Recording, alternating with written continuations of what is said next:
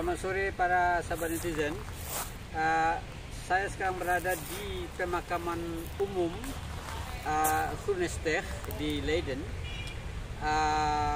sebuah tempat wisata religi yang banyak dikunjungi oleh turis baik lokal maupun mancanegara. Dan kali ini saya akan bercerita tentang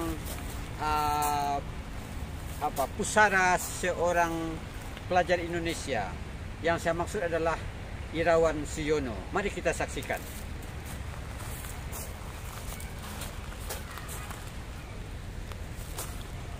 Oke, para sahabat netizen, di kuburan umum ini, pemakaman umum Groenesteeg ini, terbaring jasad seorang pelajar kita yang bersekolah ke Belanda kira-kira sebelum Perang Dunia Kedua meletus, ya. Namanya Irawan Suyono. Mungkin Anda sudah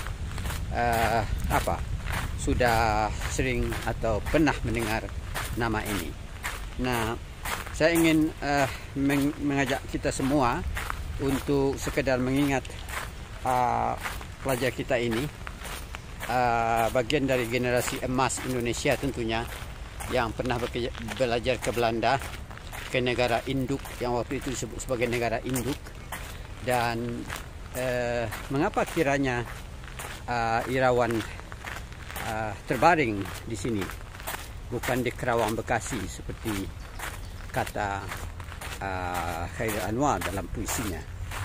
Nah, Irawan tewas dalam Perang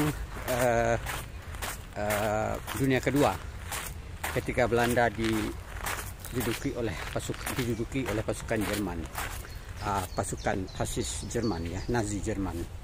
Nah, Irawan adalah salah seorang anggota Perhimpunan Indonesia. Nah, saya mencari-cari di mana ya saya pernah melihat berkunjung ke sini sebelumnya. Dan kalau dari pintu gerbang sana, para sahabat netizen, kita menghala ke sebelah kanan, ya. Dan saya rasa di sebelah sini makam atau pusara beliau. Oh ya, ini dia para sahabat netizen. Ini dia makam Irawan Suyono. Irawan sebenarnya jasadnya dipindahkan ke Indonesia, dan dia jasadnya terbaring di sini dari 19 Januari 1945 sampai 14 November 1946. Kemudian dipindahkan ke Indonesia. Dikatakan di sini bahwa Irawan lahir pada 24 Januari 1920. Saya kira di salah satu desa di Jawa, dan tewas dalam serangan keji Nazi terhadapnya dan kelompoknya, anggota Perhimpunan Indonesia yang membela Belanda dalam Perang Dunia Kedua, yaitu pada 13 Januari 1945.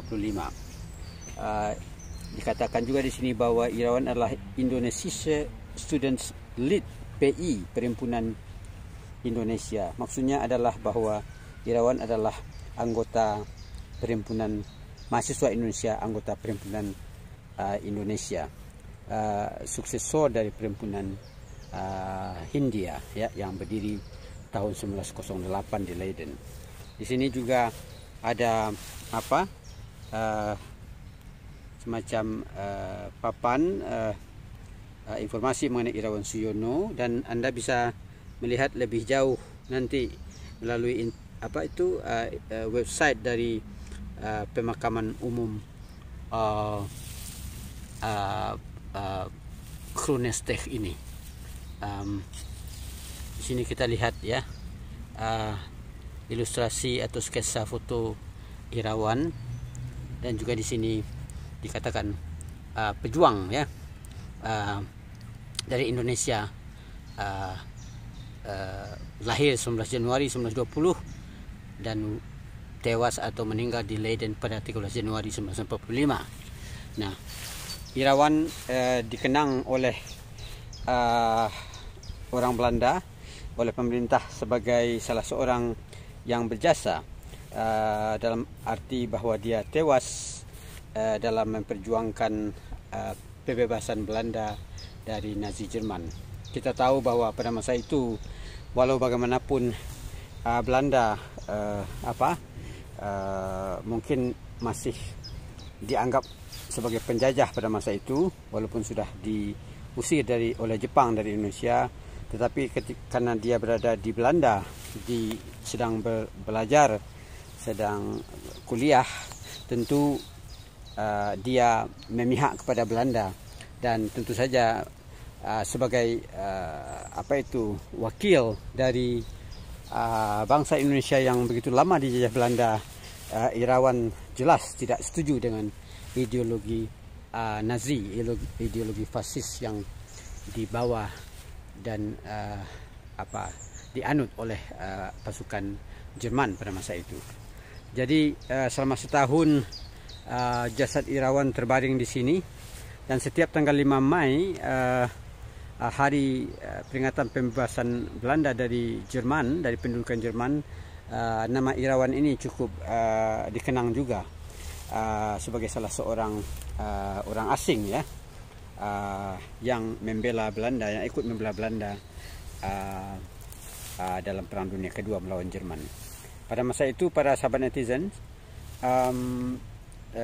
mahasiswa kita yang tergabung dalam Perhimpunan Indonesia bergerak di bawah tanah, ya, karena mereka akan ditangkap, ya, kalau ketahuan, dan bahkan mereka membuat satu buletin, ya, yang diterbitkan secara sembunyi-sembunyi dan diedarkan juga secara sembunyi-sembunyi untuk tetap sebagai organ atau media untuk menunjukkan resistensi mereka terhadap pasukan Jerman pada masa itu.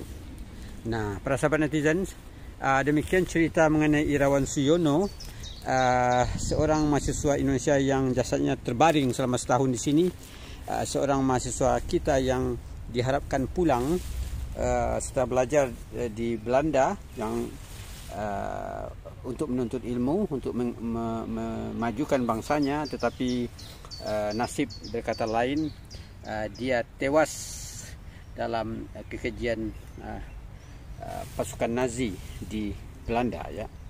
Demikian saudara sekalian, jika Anda ke Belanda dan ke Leiden, tentunya kota yang perlu dikunjungi untuk mengetahui aspek-aspek sejarah Indonesia yang ada di Belanda, karena kota Leiden, khususnya Universitas Leiden, sangat berperan penting dalam melahirkan banyak tokoh founding fathers dan juga pemikir-pemikir emas bangsa kita pada masa itu. Demikian saudara sekalian, sekian laporan dari Leiden. Sampai jumpa di postingan berikutnya. Tetaplah bersama kanal ini untuk mengetahui berbagai aspek sejarah tentang bangsa Indonesia yang ada di Belanda. Salam dari Leiden.